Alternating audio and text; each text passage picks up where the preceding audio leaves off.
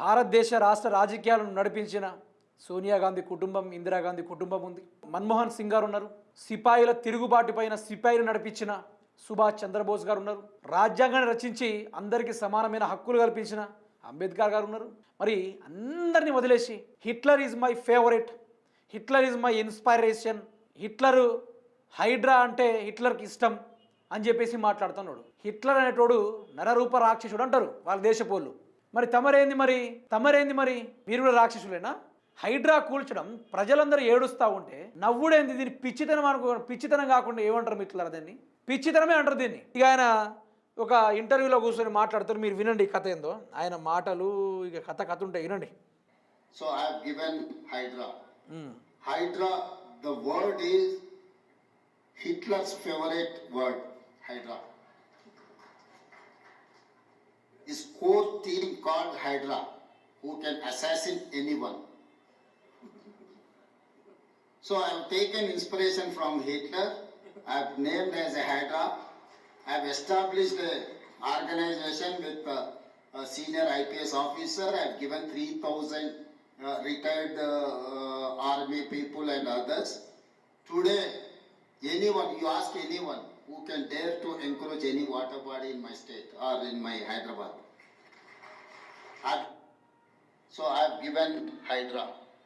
Hydra, the word is... Hydra word is the Hitler. హిట్లర్కి నచ్చిన పేరు అది. ఆ హైడ్రా తోటి ఎవరి ఇళ్ళనైనా ధ్వంసం చేయొచ్చు, ఎవరైనా ధ్వంసం చేయొచ్చు.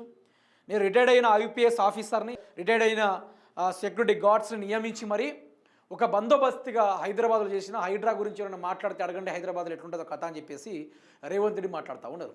దీని లెక్కను చూసుకుంటే ఏమవుతుంది? ప్రజలు ఏడుస్తూ ఉంటే, అదేదో స్పైడర్ సినిమాలో విలన్ ఉంటాడు కదా, మందిని చంపిన వేటుడు ఉంటాడు. మంది చనిపోతూ ఉంటే చూస్తూ మంచిగా నవ్వుతూ ఉంటాడు, అన్నం కూడా తినడు. ఇగో గాయనం చూస్తే నాకు రేవంత్ రెడ్డిని చూసినట్టే అనిపిస్తుంది. సేమ్ రేవంత్ రెడ్డిని చూసినట్టే అనిపిస్తుంది. కథ మొత్తం కంచెకి చేర్చి ఆయన మాట్లాడే మాటలు విన్నారా మిత్రులారా? ఘోరం. యావత్ తెలంగాణ రాష్ట్ర ప్రభుత్వం సిగ్గుపడేలా మాట్లాడుతూ ఉన్నాడు. హైడ్రాని నేను తీసుకొస్తా, హైడ్రాని కూల్చేస్తా. ఎన్ని ఇండ్లు కూలిపోయినాయి, ఎన్ని ఇండ్లు. నేను ఒకటే చెప్తున్నాను రేవంత్ రెడ్డి గారు, మీది కూడా కొండారెడ్డిపల్లి ఓ వాగు ఉంది. ఆ వాగు గడ్డకు మీ ఇల్లు కూడా ఉంది కదా, మరి నీ ఇల్లు కూల్చే దమ్ము నీకు లేదా?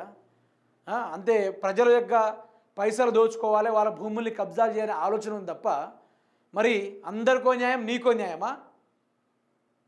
ఈరోజు నీ కొంపనే వాగులో ఉంది, నీ కొంపనే ఎఫ్టీఎల్లో ఉంది, మీ కొంపనే బఫర్ జోన్లో ఉంది, నీ కొంపనే ఈరోజు వాగులో ఉంది. మరి అట్లాంటప్పుడు నీ ఇల్లు కూల్చాలి కదా, నీ ఇల్లు కూల్చాలి కదా. నేను రంగనాథ్ గారికి ఒకటే చెప్తున్నా, మీరు రాబోయే ప్రభుత్వం ఒకవేళ బీఆర్ఎస్ పార్టీ వచ్చిందనుకోండి, రంగనాథ్ గారు జైల్లోకి పోతారు. దాంట్లో తగ్గే ప్రసక్తే ఉండదు. మీరు చూడండి, మొదలు రేవంత్ రెడ్డి, తర్వాత రంగనాథ్ గారు జైలుకి పోతారు. రంగనాథ్ గారు దీన్ని ముందే పసిగట్టి రేవంత్ రెడ్డి ఇల్లు కూల్చేస్తే అంతో కొంత తెలంగాణ రాష్ట్ర ప్రజలు శాంతియుతంగా అవుతారు. ఎవరైతే ఇండ్లు కూల్చారో వాళ్ళ బాధని పైన కొంచెం ఉపశమనం ఇచ్చినట్టు కూడా. ఇద్దరు ఇండ్లు, గర్భవతితో ఉన్న ఒక మహిళ ఇంట్లో ఉండుచుడు, పిల్లలు అన్నం తింటూ ఉంటే ఇల్లు కూల్చుడు, పిల్లలు హోంవర్క్ చదువుకుంటుంటే ఇల్లు కూల్చుడు, దసరా పండుగ ఇవాళ రేపు వస్తుందంటే ఇల్లు కూల్చుడు. ఇలా కూల్చుడే లక్ష్యంగా పెట్టుకున్న ఇదే రేవంత్ రెడ్డి ఈరోజు ఏం చేయదలుచుకున్నాడు? తెలంగాణని ఏం చేయదలుచుకున్నాడు? యావత్ తెలంగాణ రాష్ట్రాన్ని సర్వం గాలికి వదిలేసి ఈరోజు ఆయన మాట్లాడే మాటలు మీరు విన్నారా మిత్రులారా?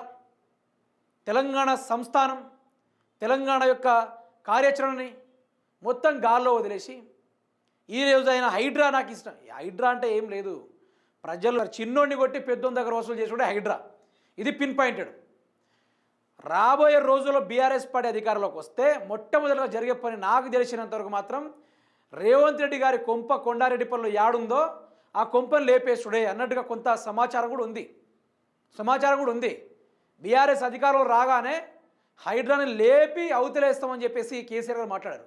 ఇప్పుడు పేదోళ్ళు చాలా దూరం నుంచి వస్తారు. చాలా దూరం నుంచి వచ్చిన వాళ్ళు ఏం చేస్తారు మిత్రులారా? చాలా వరకు గూడు నీడ లేక ప్రభుత్వ భూముల్లో వాళ్ళు ఇండ్లు కట్టుకుంటారు. ఇండ్లు కట్టుకుంటే అందులో నివసిస్తూ ఉంటారు. మరి ఆడ నివసించడం కూడా తప్పేనా? అందుకు నేను ఏమంటున్నా అంటే, నీ హిట్లర్ పాలన నీకే వర్తిస్తుంది, నువ్వు కూడా ఏదో ఒక రోజు గోడున గోడ పట్టుకొని ఏడుస్తావు. కొండారెడ్డిపల్లి గోడలు ఏడుస్తావా, లేకుంటే ఇప్పుడు ఫార్మా కంపెనీలో పేరుతోటి భూములు తీసుకుని ఆ గుట్టల్లో పుట్టలు దాక్కుని ఏడుస్తావనేది కర్మ రిటర్న్ హిట్స్ బ్యాక్. ఏదో ఒక రోజు కర్మ నేను తప్పకుండా కొడుతుంది, తిరిగి తప్పకుండా కొడుతుంది. దాంట్లో తగ్గే ప్రసక్తే ఉండదు. మీరు చూస్తూనే ఉండండి. యావత్ తెలంగాణ సమాజం చూస్తూనే ఉండగా ఇది జరిగే అవకాశం ఉంది, రాబోతుంది కూడా.